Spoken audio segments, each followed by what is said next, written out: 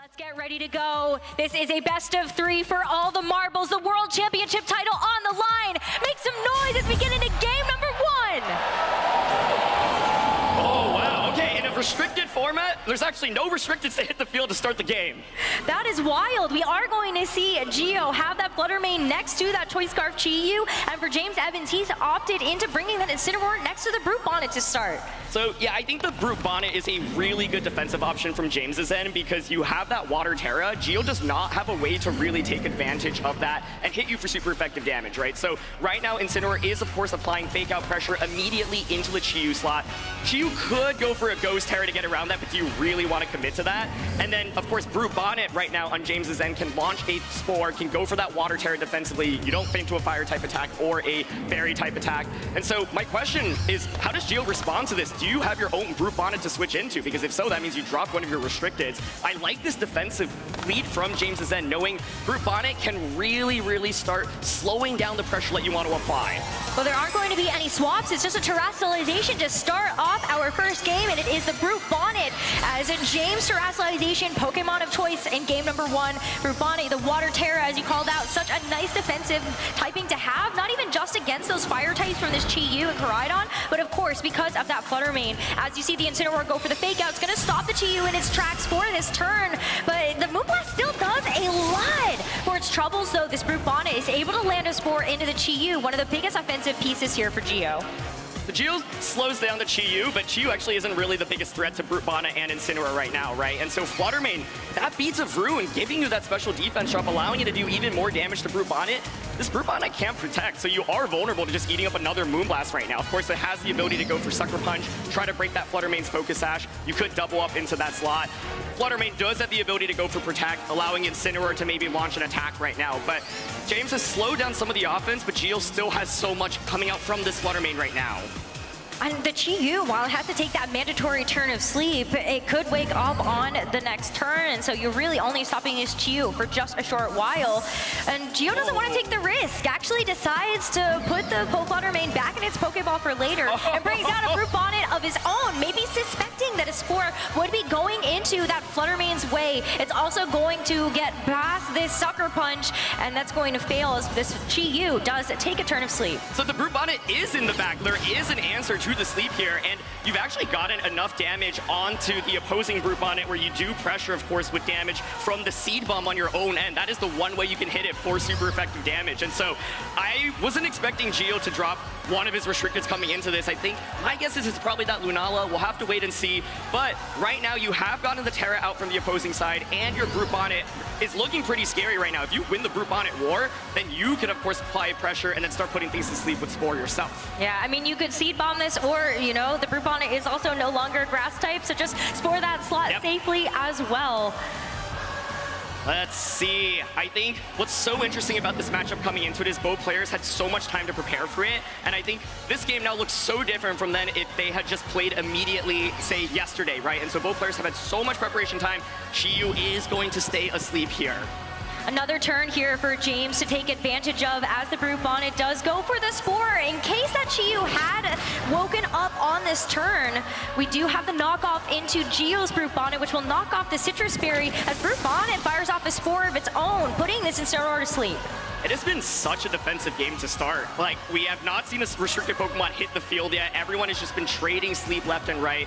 And I think it's a little bit scary right now because you know if you switch in your restricted Pokemon and it gets put to sleep, it's probably just going to be rendered useless in this battle. And so both players are really wary of that.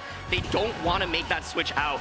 Chi-Yu right now is exerting, of course, offensive pressure onto the Brute Bonnet. Should it manage to wake up, it can go for something like that Dark Pulse and target down that Brute Bonnet. So we're going to see another switch from Giovanni. Gio now removing the Brute Bonnet and deciding to switch the Koraidon in its place. So all 4 Pokemon for Gio in this game number 1 have been revealed. But notably, this Koraidon is going to be setting the sun and giving a Photosynthesis boost over to James's own Brute Bonnet. But what about the sun is setting itself up for this Chi-Yu as we see Incineroar, the first to move here, taking its turn of sleep. Sucker Punch into the Chi-Yu, so you know it might be able to go for an attack on this turn, but it stays asleep. Another critical turn of sleep here for James. James. Crucially, staying asleep. That was an opportunity to maybe wake up and get a Dark Pulse off. However, now you have positioned the Koraidon in, right? And this is the amount of offense that you are looking to exert.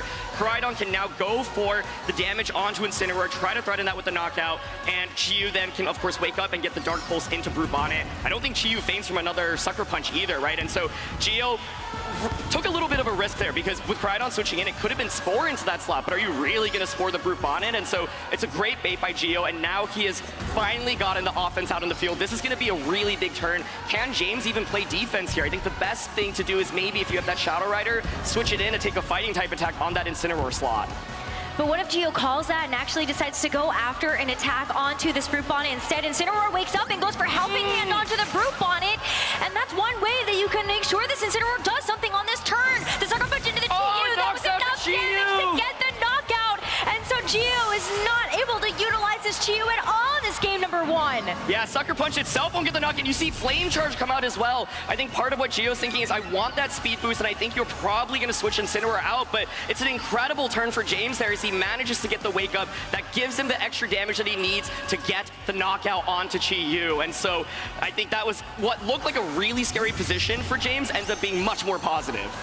Well, at least you have the free switch into your own Brute Bonnet that's also going to be getting that Photosynthesis defense boost. But how helpful is that really going to be when you're still trying to get your first knockout in this game? This Brute Bonnet has a defensive Water Terra. You're really hoping that your Chrome Koraidon is able to do some major damage here. Absolutely, yeah. I think now the damage definitely has stalled out a little bit, right? Like Helping Hand Sucker Punch was a cool way to get that knockout, but now you don't have very much offense. You are staring down such a powerful Koraidon that's positioned so well. And the Brute Bonnet on the opposing side is, of course, very scary as well. One thing that's crucial to note is that James's Brute Bonnet, or James's Incineroar, does not have that Flare Blitz. And so without Flare Blitz, you don't have that ability to just threaten a lot of damage onto Brute Bonnet. So I think this turn, once again, I think it's still scary for James. He got the better end of it the previous turn, but we'll see how this one plays out. Both trainers, of course, taking their time as they know how perilous these next couple of turns can be. And James wants to save this Brute Bonnet for just a little bit later. The Shadow Runner Calyrex now going to be the Pokemon that hits the field. The first restricted Pokemon revealed for James in this first game. And the question is, did the fighting type attack go into that slot? Close combat goes into Calyrex. That's the play I was talking about the previous turn. And James now gets the parting shot off. Oh my goodness, he's going to be able to pivot out a little bit more. Brute Bonnet, of course, still has the ability to go for a Spore, can put something to sleep, but it's a beautiful bait into the Calyrex slot, and it manages to at least switch in for free for now. That's a huge deal. I mean, Gio is really hoping to get as much mileage as possible out of this Koraidon, and every single turn that James is able to negate that damage and just continues to start to swing the tides into his favor. But what comes out now into this Incineroar's place? That's the first question, and then the second question is, Brute Bonnet, who are you targeting, right?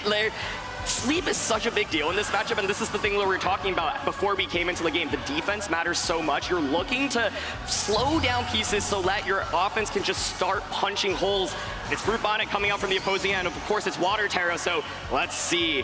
Where does Gio's Brute Bonnet target? Okay, well, after the Photosynthesis boost, we get to find out our answer, and it is just the Brute Bonnet that James switches in that will take that. Still not a horrible trade to have made there. A Spore onto anything is still going to be of great benefit to Gio's game plan. Yeah, I think James is happy with that, though. You saw you did a little fist bump.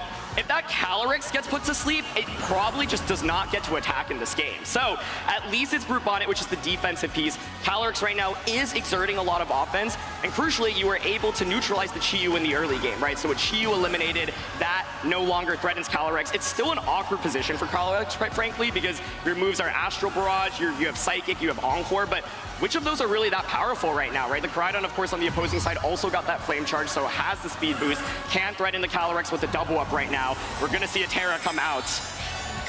Feels like it has to be that Koraidon to go Terra Fire. You don't want to be super vulnerable to any of those extra attacks coming through later, but for now, it's also going to help you boost up your fire type attacks in the stun, whether it's the Flame Charge or that Flare Blitz. But Calyrex knows it has the pressure of a Sucker Punch from this Brute Bonnet, but we'll see James's Brute Bonnet also take its first turn of sleep. Exactly, and it is the close combat. It's not a fire type attack into Calyrex, but this now gives James a free switch in. Do you actually want to give him that free switch in right now. That's scary.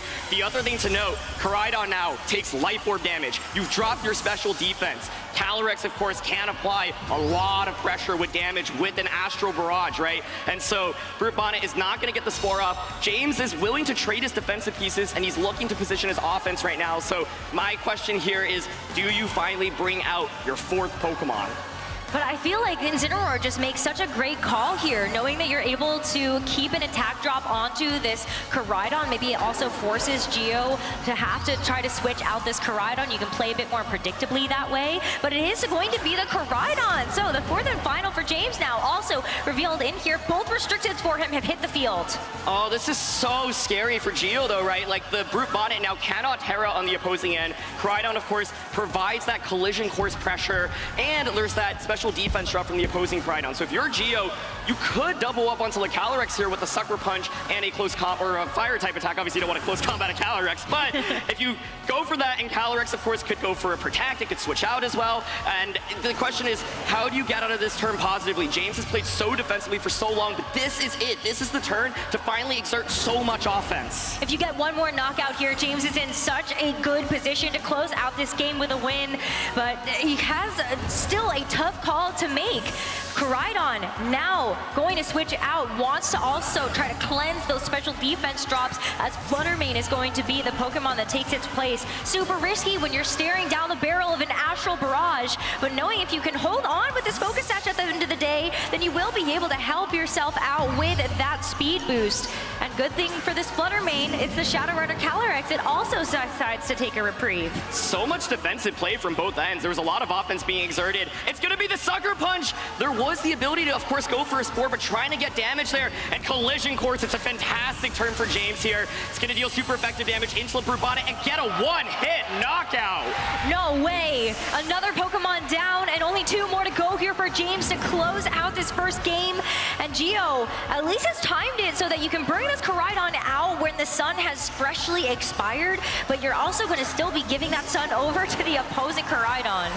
Now you have positioned yourself where you have Flutter Mane and Koraidon. There's no more Terra available, so you can just go Moonblast into Koraidon, close combat, instantly Incineroar. So then the response, obviously, right now Incineroar, of course, does have Fake Out pressure. You could just Protect to bypass the Fake Out pressure. One of the key things that we've already seen this turn is, do you predict the Shadow Rider to switch in? Geo's gone 0 for 2 on it so far, right? He went for the Flame Charge when Incineroar was out on the field, and then tried to close combat, and then the Calyrex Shadow Rider switched in. So it feels like if Geo gets it right, he gets such a major advantage, but if he gets it wrong, of course, does lose him a lot of momentum. It's hard when you have to make that call, knowing that there are so many distinct possibilities of the outcomes of each of these individual decisions, and hopefully it's all going to boil together and get you a win in this game. And so both trainers, of course, still taking all the time they can in order to make the most informed decision possible. The Focus Sash is being conserved on the Ghost types is such a big deal here. So here we go. It's actually a pivot immediately into the Shadow Rider, saying you might just go for a Protect with your Pokemon right now. If it is a Protect, maybe Geo is able to try to read one step ahead and go for a Flare Blast into that slot instead. That would do major damage to that Calyrex. But the Moonblast first, there's no Protect. The Koraidon gets knocked down in one hit, and just like that, Geo is evened up the Pokemon count. Oh, that's a really greedy play there. And Flame Charge as well. All it takes is one key turn, and that's what Geo gets. Of course, Focus Sash keeps Calyrex around for another turn, but this game, I think, is about to end. 2 speed boosts now onto this Koraidon, another speed boost onto this Flutter Mane because of that Photosynthesis. And even though the Incineroar comes back out onto the field, you can only Fake Out the Koraidon. This Flutter Mane is still free and clear to steamroll right past his Calyrex. And this is where committing that Water Terra early with Brute Bonnet put James in a really difficult position against late game Flutter Mane. I love how Geo recognized Flutter Mane's really good into your team. I'm gonna save it. Of course, we started the game off with it. It never took any damage. It never got put to sleep. Imagine if the Spore went off into the Flutter Mane on turn 1 rather than the Chi-Yu, but James gets a little bit greedy there and gets punished so heavily. And I just don't see a way for him to win this one. There's still a will, and sometimes that means there is still a way, but James is going to go ahead and take this turn to protect the Calyrex and at least give himself some time to think heading into the next game. Incineroar is the next to fall with a big close combat from this Koraidon. Another one-hit knockout for Geo, and it's just the Shadow Rider Calyrex that stays to try to get James a victory here. Oh my goodness. I mean, if you look at this game, the key turn really was that double KO, or KO plus 1 HP, almost a KO. Calyrex basically is fainted, right? Like, at that point, once the flame charges happen and there's the Flutter Mane with the speed boost, you just can't handle it. And Shadow Rider just didn't really do much in this game, right? It never really clicked any damage, and so I think Shadow Rider's just really awkward here to use as Flutter Mane secures the knockout, and Gio goes up 1 game. So back and forth there for those middle couple of turns until that pivotal moment, as you called out, and as soon as Gio started to stack knockout after knockout after knockout together, you could see he could taste the victory of that first game, and is now 1 game away from becoming a world champion. So I want to talk about adjustments here. I'm genuinely shocked the Raging Bolt did not come out in that game. I thought like this would be a war between Brute Bonnets, and it kind of was, honestly, for the first couple turns.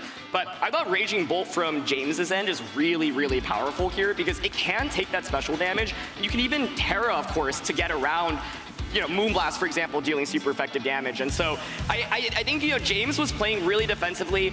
And even though he was able to get Shadow Rider out on the field, like, that's not really the most powerful Pokemon in this matchup, right? Especially because it doesn't have a way to boost its damage output. It's very fast as well, but it's not gonna get those one-hit knockouts. And so I really like how Gio managed that early game. If you're expecting Flutter Mane and Chi-Yu once again, then the question is, what are the possible responses, right? And I am definitely looking at that Raging Bolt to start because I think it can at least soak up special damage. Koraidon, of course, can also go for a Terra immediately, Fire Terra Koraidon, and then just start launching damage, go for your own flame charges. And so I think if I'm in James's shoes, one mode I would consider adapting to is Koraidon plus Raging Bolt. If we saw the Shadow Rider Calyrex hit the field, I would have liked to see it at the beginning, but it is tough when James doesn't have that speed control available to him in the same way that Gio does. But I can hear the crowd right now. Who you cheering for? There we go. Gio is 1 game away from winning the World Championships and his very first tournament. James, of course, has his back up against the wall, but he's been in so many tournament finals before, and I think he definitely has the experience to take us to a Game 3, but I think James just needs to find the position for offense a little bit more. You know, he managed to make some nice defensive plays, but never really got his offense position, and I think Gio's offense was already more impressive, and Gio was just 1 step ahead, and so Raging Bolt's the one Pokemon that I really, really have my eyes out on. I think Incineroar from James's end is nice for a fake out, but the problem is it becomes such a liability against the close combat from Gio's end, right? And so the Incineroar not having Flare Blitz, I think honestly makes it a slightly weaker pick in this one as well, because you can't do nearly as much damage to Brute Bonnet. I almost also see a world where, yeah, you leave the Incineroar at home or the Shadow Rider Calyrex and then bring out the Raging Bolt, as you were saying, but then what about the Landorus here? Do you ever like that at all when some of these Pokemon are, in fact, like Terra Fire Koraidon, Fire-type Chi-Yu? Yeah, I think Landorus feels really awkward to bring here, but it's certainly possible, especially because you have a defensive Terra with it as well. I think if you are bringing it, you have to be so careful because it means you probably have to Terra your Landorus. If you're Terraing Landorus, it means you're not Terraing anything else, and it leaves you so vulnerable to so much damage. Well, our trainers are locked in. They are ready to go as the second game gets underway for the grand finals of the Pokemon World Championships. And for Gio, he is confident in his Game 1 game plan, decides to go for that Flutter Mane and Chi-Yu again, as well as James Evans running back this Incineroar and Brute Bonnet combo. Okay, so we saw this played out last time, right? Fake out into the Chi-Yu, Terra Water the Bonnet. I think James now might be like, okay, Chi-Yu wasn't actually a problem that last game. It was the Flutter Mane. So now you maybe consider going for a Spore onto a Flutter Mane slot instead. Flutter Mane, of course, could go for a Protect. Gio does have the ability to just go for the Terra on Chi-Yu immediately. It's Ghost Terra. That would give you immunity to Fake Out and allow you to just go for something like a Dark Pulse plus a Moonblast into a Brute Bonnet. So let's see if any Terras come out. No Terras, no Fake Outs. It's just going to be a Sucker Punch right into the Flutter Mane as the Brute Bonnet is going to take the Dark Pulse. And so there is a bit of a trade of damage, but as the Flutter Mane follows up, the Brute Bonnet just goes down with a double up here from Gio. And James has lost his first Pokemon in this second game. Incineroar still gets a chance to move and decides to go for the knockoff, so that will remove the Choice Scarf of this Chi-Yu and at least make it a little bit less speedy. A little bit of split in damage there. Of course, you had the ability to maybe target the Flutter Mane down and just try to KO it immediately. James obviously taking a really big risk there on turn 1 as well, not going for that Water Terra. But you can see Gio was predicting the Water Terra, so he went for that Dark Pulse. So both players really just trying to get into each other's heads. Of course, the Calyrex Shadow Rider now hits the field. There is no more Choice Scarf on the Chi-Yu, but you can't, I don't think, knock out the Chi-Yu here. I'm not confident that Helping Hand Astral Barrage does. Maybe if you go for Ghost Terra with the Calyrex, you can go for a Helping Hand Ghost Terra Astral Barrage. Geo could potentially switch into Koraidon, give Flutter Mane the speed boost, allow it to get an attack off. But yeah, I think the main question I have here is, do you commit to Helping Hand Ghost Terra Astral, and if so, does it knock out the Chi-Yu? That would certainly be a very ballsy play to make, but maybe that's exactly what James needs in order to get back into this game after losing a Pokemon so early. That's the type of aggressive call we need to see from this team. And here is going to be a switch. I think you also could just go in and Brute Bonnet if you brought it, because there's not that much threatening it with offense, and so there it is. Brute Bonnet now, at least this Flutter Mane can go back into its Pokeball and come back out later. As we saw Geo in that first game preserve it, and ended up being a key piece to that success. Protect on this Calyrex Shadow as Geo, without that Choice Scarf intact, can actually switch up this move as well. This is another way that you can utilize this Chi-Yu with those snarls. You would have loved to be able to land that into the Calyrex Shadow and also drop its special attack, but you'll also take some chip. I think the Calyrex just is so awkwardly positioned right now, right? You're up against two Dark-type Pokemon, and you just, like, don't have that much offense. You can't really use Psychic, obviously, and so you're relegated to Astral Barrage. Astral Barrage just isn't that strong, right? I was like, well, the only way you can get the knock is if you, like, commit Ghost Terra and Helping Hand. That's just so many resources. It's a lot of resources, and now when you see this Koraidon hit the field, I think the problem becomes even more compounded. You have the Chi-Yu as well that's going to be have a pretty good time, I think, into this Koraidon, especially if you do want to commit that Terra onto it. But then you also have this Brute Bonnet, which with this defense boost might be able to deal with this Koraidon as well. Yeah, I think the upside for James is now you at least have your restricteds out on the field, and you're not scaring down as much offense from the opposing side. There is still, of course, the pressure of Sucker Punch into Calyrex, though, and I think Calyrex losing its Focus Sash is very, very scary. So if you're James, do you consider going for a switch out, right, and to try to get around that Sucker Punch? Koraidon right now, I do think, is in a phenomenal position, but you also have to worry about the opposing Brute Bonnet, because if you are not able to get the knockout onto the Brute Bonnet and it puts either of these to sleep, it's a disaster. And I think this Terra makes a lot of sense. I would expect it to be on the Brute Bonnet, and it's going to be on Koraidon to start. Yeah, Koraidon first, and then we'll see if Geo has decided to respond to that with a terrestrialization of his own. But this Koraidon now, and uniquely positioned to be able to at least get some more damage down, hopefully, before it does get put to sleep by this Brute Bonnet. But Geo does go for that water terrestrialization, so a great Terra here, but both of them, you know they're going for the gold now. With both of these terrestrializations expended, a lot is going to come down to the rest of this turn. That Brute Bonnet is no longer a Dark type, and as this Astral Barrage gets fired out, this Brute Bonnet actually takes about 70% it's damage. Flame Charge! The Flame Charge is going to give this Koraidon a boost, but as it goes into the Chi-Yu, it actually gets a knockout. It gets the knockout, but Brute Bonnet survives the turn there. I was thinking, well, if you just double up until a Brute Bonnet slap, can you get the knockout with Astral Barrage and Collision Course? This is now a Spore coming out, and it's going to go out into the Shadow Rider, now putting it to sleep and putting it in a really difficult position. The Shadow Rider going to sleep, it still has full HP, it still has that Focus Sash, but is it going to be able to actually do anything when you still have that Flutter Mane in the back? Giovanni still has one more Pokemon that he can reveal as well, but I think it's actually really big that James got that Flame Charge for the Koraidon. That speed advantage is huge. Absolutely, yeah. I think that's such a big deal in being able to outpace the opposing Koraidon. If the Sun gets stalled out, then you can outpace the Flutter Mane as well. And so I think, yeah, that was a big, big turn in terms of damage. It's going to be Koraidon coming out now from Geo's end. This Koraidon, of course, is really powerful. It should not get the one-hit knockout, though, onto the opposing Koraidon with a close combat. My question then is, can you go for a Sucker Punch in close combat, try to get the knockout there? And if you're James, you can consider protecting the Koraidon, trying to bypass a turn of sleep with the Calyrex, and hope that you can wake up sooner than later with it. You have to get a little bit lucky, though, with those sleep turns. Yeah. And as we know, sometimes they can sleep for a little bit longer than you would like, but you have to take your first turn of sleep on this upcoming one. And this is a scary one because, once again, it's like there could, of course, be a switch into the Incineroar, but then it just can eat up a close combat potentially, right? I think that's been one of the really fun dynamics to watch. But Koraidon does go for the Protect, like I suggested, trying to just take that first turn.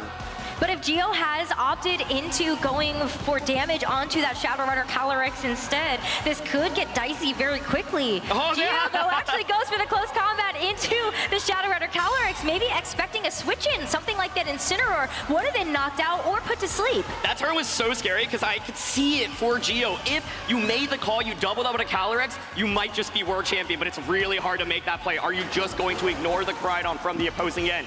But you called it, Rose. You still got to get lucky with the Calyrex. If you stay asleep, you will not get anything off with it. And so James ends up buying himself a turn, but right now, it's still difficult. I'm not even confident a Collision Course from that Koraidon knocks out Brubonnet now that you've gotten rid of your Dark typing and you have the defense boost, and that would be a disaster. So here we go, Collision Course. Collision Course heading right into that Koraidon's way instead, bringing it down to about 70% Oh, of it stays its asleep. HP. And Shadow Rider Calyrex just cannot wake up. It is sleeping at the wheel as it has to take a flame charge. Its focus sash gets broken, and now it's Gio's Koraidon that gets a chance to get a speed boost, and now starts to bypass the speed advantage that James's Koraidon had. Brubonnet follows it up with a sleep, and this is a huge turn for Gio. Gio must be able to taste the World Championship victory, but he's still got to get there. You got to do enough damage to the Koraidon, of course. And so, once again, an opportunity to maybe double up onto a slot, but instead says, you know what, I'm going to split my damage. And this is where the speed boost from the opposing Koraidon is a little bit awkward. I think if like Gio had close combated and then you're slower than it, you can get a Collision Course and maybe knock it out. Instead, this Koraidon just is not able to get a one-hit knockout onto the Pokemon, and Calyrex crucially stays asleep. You know, had it woken up, Astral Barrage, that's probably actually just the win for James. And so now, such a difficult position, both Pokemon asleep. The key question I have here is, does James try to play defensively, switch in that Incineroar? If you do, though, you are vulnerable to eating up a close combat or a Spore. It's hard to make that call to go for the close combat, though, when you know that one of the drawbacks is going to be dropping your special defense and defense. But the Shadow Rider Calyrex does wake up. It just goes for a protect. Decides to play it just a little safe, as now we will see Giovanni go for that close combat into the opposing Koraidon. It's so much damage, but there needs to be a bit more to follow it up. So maybe this Brubonnet is able to do just that. It does have access to that Seed Bomb, but decides to go for the Spore instead into the opposing Shadow Rider. And that was a really safe play, right? Basically, close combat into the Koraidon, just fell asleep. I get a ton of damage off. If you switch into Incineroar, it's eating that up as well. And honestly, Calyrex has just felt so useless throughout the course of this set. It's constantly not applying that much pressure with Astral Barrage, and you are threatened by that Sucker Punch as well. So this next turn, you could go for the Sucker Punch onto the Calyrex slot. If you're James, you consider going for maybe an Encore or a Protect, for example. You could even switch out into the Incineroar, but then the question is, how does James deal enough damage, right? Yeah, it is so tough. Even if you go for the Encore play, is the Incineroar in the back with just that knockoff as its priority or main form of damage, actually going to help you get through these Pokemon that kind of resist that. So we'll have to see. James really is hoping to at least get a wake up with that Koraidon, but this turn could be huge. Gio, at any point, feels like he could just win Worlds. So the Shadow Rider Calyrex is going to go away, hoping to maybe bypass something like a Sucker Punch, or maybe even be able to, well, look at that. Unnerve actually getting off the field means that this Brubonnet can actually get a bit of HP recovery thanks to the Citrus Berry that it was holding. As the James wakes up! It wakes up! James actually is able to go for the Protect on the Koraidon. That's a huge wake up to at least keep James in this second game. But the Brubonnet did go for the Sucker Punch, probably into the Shadow Rider Calyrex slot that the Incineroar came into, and the close paw combat now getting targeted into the Koraidon. James is getting a couple of good turns correct. This is so tense because if you don't get that wake up, you probably just, of course, get knocked out with the Koraidon, and then it just feels so tough. James has been keeping himself in this one. Now you, of course, do have the ability to go for a fake out with the Incineroar. Koraidon does have the ability to go for Collision Course, but it still feels so tense and so scary. But I think if James had not woken up with Koraidon or Shadow Rider on the turns that they did, the game is probably just over. So he's played really nice defensively and has gotten himself into a position where at least he's threatening a fake out now. He's got to fake out into either Gio's Koraidon or this Brubonnet, and now you have to pick your poison. Which one do you think is going to be the bigger threat? Brubonnet does have Sucker Punch that you can throw into the opposing Koraidon, and Gio says, I'm not going to opt into that variance. I am just going to go for the Protect onto my own Koraidon, but that means that this Brubonnet is going to be eating that fake out. Flame Charge, though, unfortunately from James, goes for the Protect, so you're not going to be able to get that speed advantage there either. This Brubonnet has been a menace, especially now that it's healed up with that Citrus Berry as well, and so James had the ability to maybe go for a double up into the Brute Bonnet. Gio just goes for it relatively safe, right? He's like, you know, if I go for Protect here, even if you double up on a Brute Bonnet, I don't think you're going to knock me out. Now, of course, the Brute Bonnet is applying Sucker Punch pressure into the Koraidon, and Koraidon is applying close combat pressure into the Incineroar. And so this is still so scary. Like, it feels like it's just on a knife's edge, but it's been in Gio's advantage for so many turns, and I'm sure he can feel so close, but he still has to get there. James has had a couple of calls where he's been able to bring in that Shadow Rider Calyrex after baiting something like that close combat in, so that it is a tool in his arsenal to give himself another turn. But Gio is going to actually take this Koraidon off the field and now bring in the Flutter Mane that we saw hit the field at the very beginning of this game number 2, and hopefully it'll be around for a little bit longer as James still goes for another defensive play. The knockoff into the Flutter Mane is going to finish it off, but Gio gets to bring in this Koraidon for free, set back up this Sun, and give this Brute Bonnet a Photosynthesis defense boost. Oh. And the 4 as well. You're putting this Incineroar to sleep.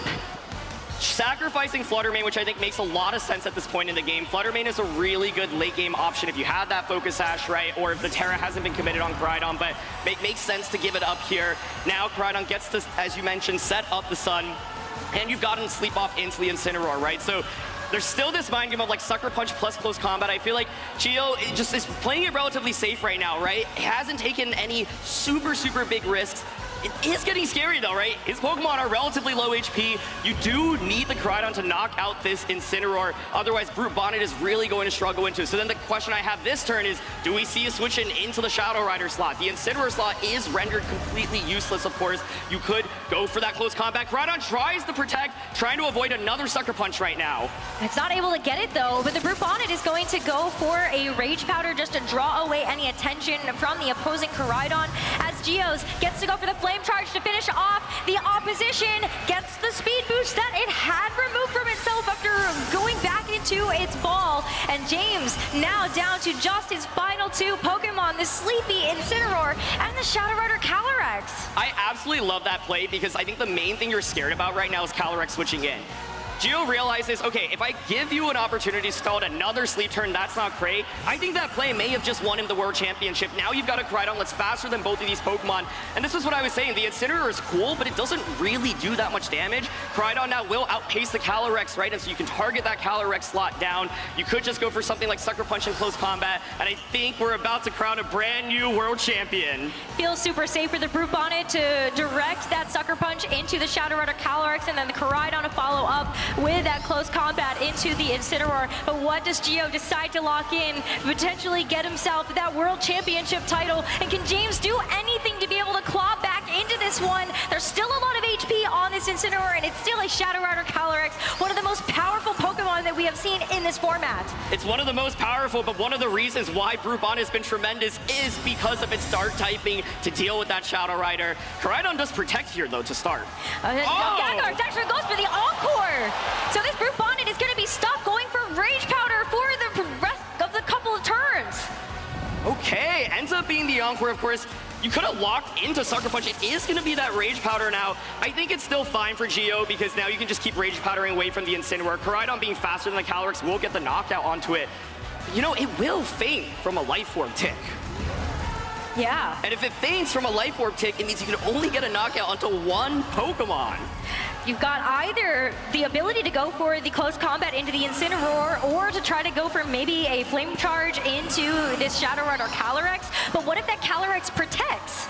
Then all of a sudden, if you're stuck with Rage Powder onto this Brute Bonnet, then there's no way for you to actually be able to deal with an Astral Barrage. Yeah, I think for Gio, it's like you go for Rage Powder in close combat right now, you knock out the Incineroar, you know that you're going to lose your Koraidon, but then Calyrex can just go for the Astral Barrages, and so James might pull this one off.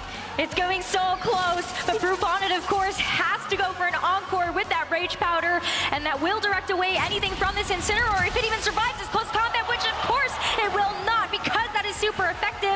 And Koraidon, that's going to be all it's able to do for the rest of this game. It's going to get knocked out to the Rocky Helmet recoil instead. So now it's up to the Shadow Rider Calyrex from James, the last bastion of hope for him into this game number 2 to tie it back up and bring himself back into this series. This was an unbelievable comeback. Like, it felt like Gio just had the advantage, but James finds the position because Brute Bonnet just fakes, and that's it. We're going to game 3. Game 3 between two phenomenal players from the United States. James Evans, the previous world champion from 2018 in the seniors division, and Gio Siski, who is looking for his first major title win ever. And they are both tied 1-1. Well, one more game between Gio and James will decide who becomes the world champion at the 2025 Pokemon World Championships. And let's just run it back, Aaron. It's the same leads from games 1 and 2. Not once, not twice, but 3 times, just like a Surging Strikes here, as there is such a different position here because both players are really trying to get into each other's heads, right? We saw the Dark Pulse go on to Brute Bonnet last time around. There is the ability, once again, for the Ghost Terra from the Chi-Yu, but that only gets you past 1 turn of Fake Out. Then it's a really big liability, so I think Gio recognizes, well, that's nice, but then does that actually get me enough of an advantage to really commit going for it? So we've seen so many different turns play out. I'm curious if it's going to be a repeat of the last 2 games or if it's something new here. It's tough because even when James has had access to the Fake Out onto the Incineroar, that's actually sometimes not a move he's decided to go for. Maybe looking at something like the Parting Shot a little bit better, but Gio actually is going to go ahead and save that Chi-Yu for later. It's going to be the Brute Bonnet that comes in, and a pretty defensive turn all around as that Flutter Mane is also going to go for the Protect. With the Brute Bonnet switching in, it means that that's going to be what has to eat the Fake Out, and Brute Bonnet isn't able to get the Sucker Punch damage onto Gio's Flutter Mane this time around. Oh, crucially, the ability to once again go for damage onto the Brute Bonnet. That's now twice that Brute Bonnet has not terra'd in front of so much super effective special damage, right? And so now the opposing Brute Bonnet is out. There is a lot of Spore pressure from both sides. We thought coming into this battle would be the war of the Brute Bonnets, and that is certainly the case here.